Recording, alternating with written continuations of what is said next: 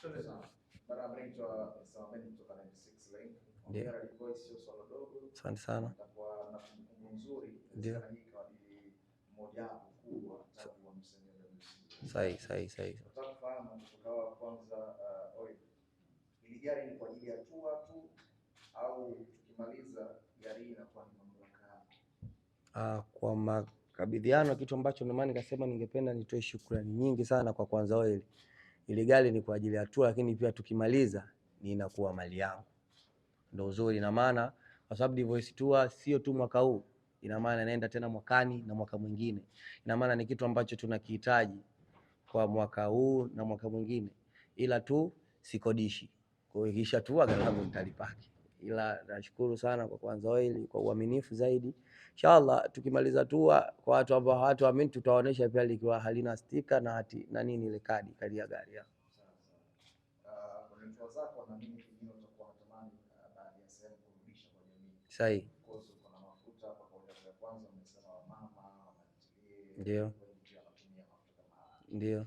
Kuna mikakati ambayo tayari umeplan kwa ajili ya kuwaboost hawa mama labda kwenye shughuli zako nao wapate hizo baraka ambazo unakutana nazo wewe kama msanii na kama exactly, mipango ipo kwa sababu sisi tutakuwa tunatembelea sehemu.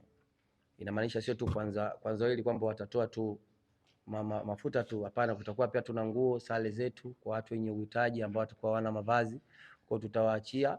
Lakini pia tumepanga kwa kila sehemu tutakapoenda tutakuwa tunaacha dumu zaidi ya 100 za mafuta kwa wamama. Kwa hiyo ukiangalia tu ukitoa tu dumu zaidi ya 100 kwa mama wenye uhitaji ni mchango mkubwa sana, ni mrejesho mkubwa sana. Sisi tuna imani kwa sisi Waislamu ambao tumefunga, hata Mungu mwenyewe anakuruzuku. Ina maana kama sisi wanaotusupport ni mtaa, wanaotusupport na watu wa mtaa, kwa hiki kidogo chetu lazima tukirudishe. Sasa tukiwa tunaenda kukirudisha mafuta, haitomaanisha watu watataka mafuta tupu. Wewe unaelewa. Na wengine wanataka Divoice tuache hivi hivi, kwa hiyo ni katika urudishaji. Kama kuna wengine pia watakuwa na matatizo ambayo tutaweza kuyatatua hapo ndani ya uwezo wetu, tutapambania. Alhamdulillah, pia nashukuru Mwenyezi Mungu, mimi ni miongoni mwa wasanii ambao naunganaga sana mkono nikiona matatizo ya watu ambao na uwezo wa kuwasaidia. Dr. Kumbuka au Diamond anaweza akasema mimi ni miongoni mwa wasanii ambao ninawatumia sana watu bwana huyu